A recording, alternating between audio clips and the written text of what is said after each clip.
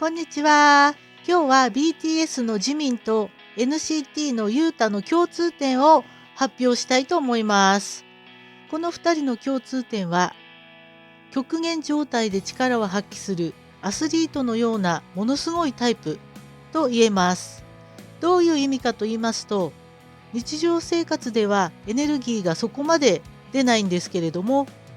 困った時、極限状態、そのような時にものすごい力を発揮する人ということになります。本当に凡人とは違うオリンピックのアスリート並みのとんでもない精神力と体力を発揮します。普通の人でしたらもう精神的にも体力的にも無理です。もうダメです。ここの競争から降りますと、そのようにもう挫折して引き下がってしまうところをもう絶対に諦めずに凄まじい回復力で逆境を乗り越えてしまう。2人ともそのようなタイプです。BTS のジミンちゃんなどはあのような美しいお顔で声も綺麗な透明感のある声ですし、全くそのような感じには見えません。一見こんな凄まじい力がジミンちゃんの中にあるなんて想像もできないんですけれども、もうこれは本当のことになります。ですからジミンちゃんは踊りの学校も首席で卒業できたのでしょうし、このような厳しい韓国の芸能界でもずっとトップで走り続けているということができるんだと思います。また NCT のゆうたくんも同じです。ゆうたくんもいつもペラペラ喋るようなそんな感じではなく、とても落ち着いていて冷静な感じです。しかしもう本当に勝負強さがあり、本番に強く不屈の精神力を持っています。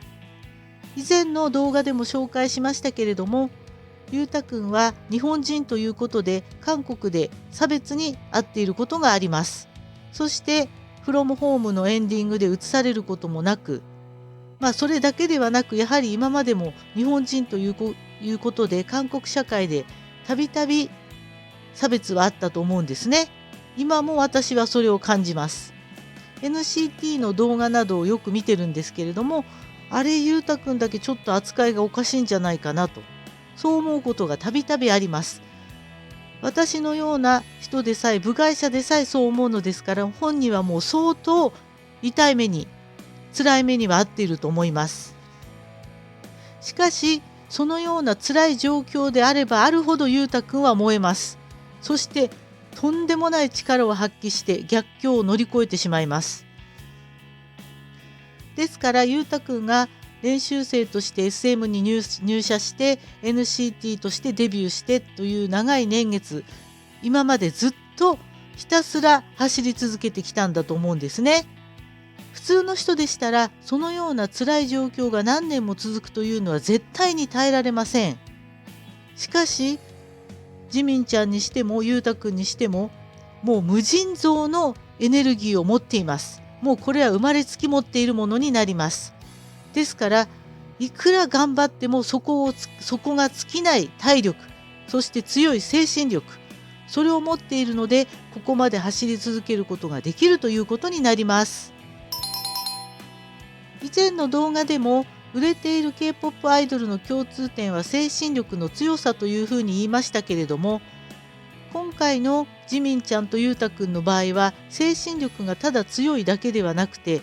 極限状態に対して強いと、そういうことになります。ですから平常時はそこまで本領を発揮しないタイプと言えます。ということは韓国の芸能界 K-POP アイドルの業界というのは常に極限状態を求められるということですね。私が鑑定させていただいたお客様の中にもジミンちゃんとゆうたくんと同じタイプのお客様がいらっしゃいまして、不思議なことにそういう方はご自分の力というのを気づいていないということが多いです。ご自分は無尽蔵の体力と精神力があり、とことん頑張ることができる、もう不屈の精神と凄まじい回復力があるということをご自分で気づいていないというのがほとんどですね。不思議なことに。なぜかというと、やはり今の日本ではなかなか極限状態というのは経験できないからだと思います。そしてそういう方というのは逆に無気力気味になっていたりします。なぜかと言いますと、このようなタイプの方はやはり常にチャレンジをして闘争本能を燃やし続け、目の前の目標に向かって頑張るという状況が必要なんです。ですからそういう状況がないと反動で無気力になってしまいます。ですから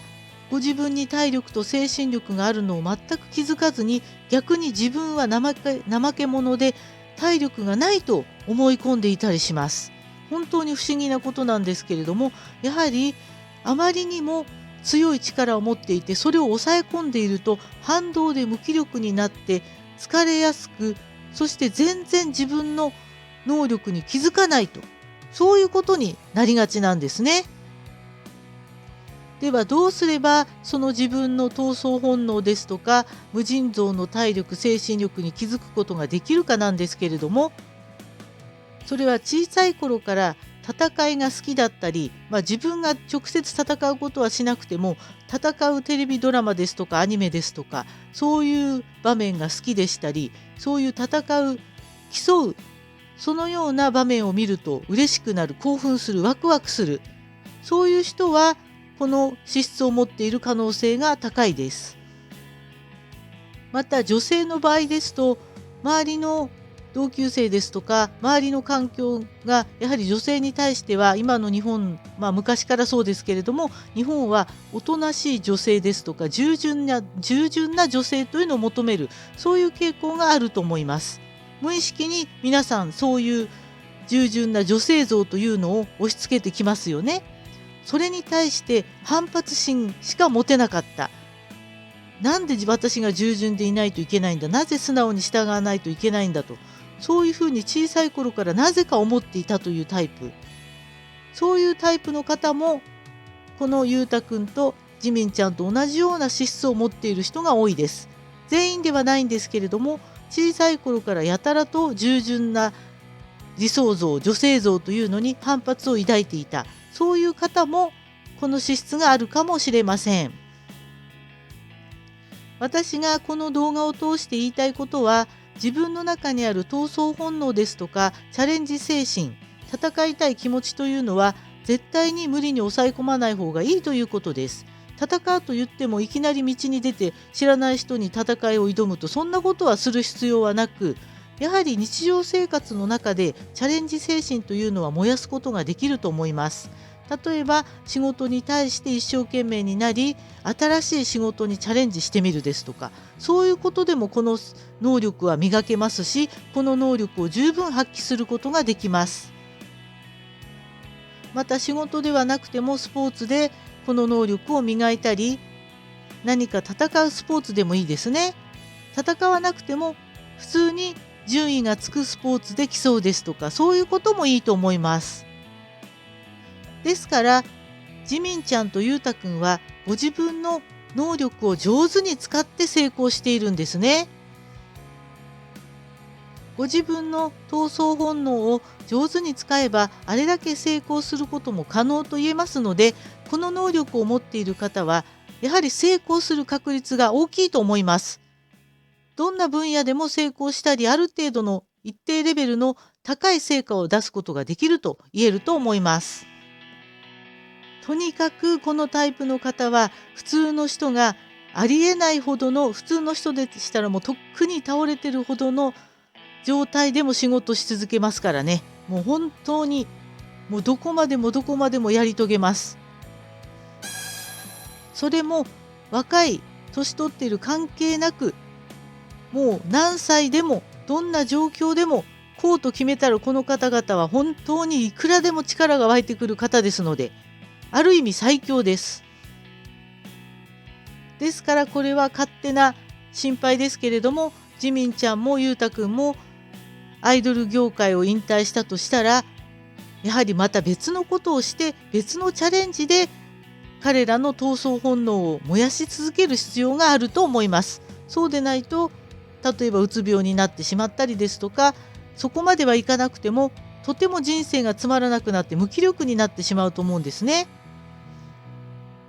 そしてこのタイプの方の特徴としては、ゆうたくんもジミンちゃんもそうなんですけれども、一見そんな風に見えないということです。ジミンちゃんも可愛らしい感じですし、ゆうたくんもスマートに振る舞うさらりとしたイケメンですし、どちらもこんなものすごい力を持っているようには一見見えないんですよね。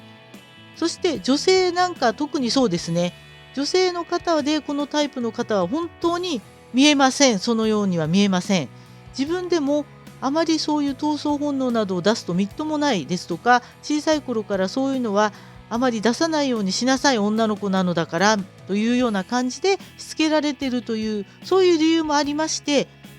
全く外見ですとか雰囲気にそういうのは出ないんですよね。ただちらちらとものすごい迫力を出す方です。一見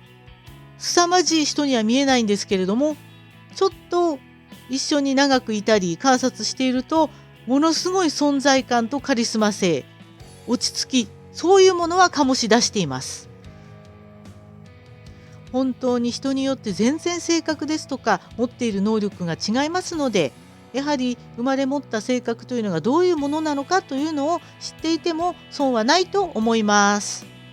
もし興味がある方は鑑定に申し込んでいただけるとよろしいかと思います。まとめると、ゆうたくんとジミンちゃんの共通点は極限状態で能力を発揮するタイプと言えます。以上です。ありがとうございました。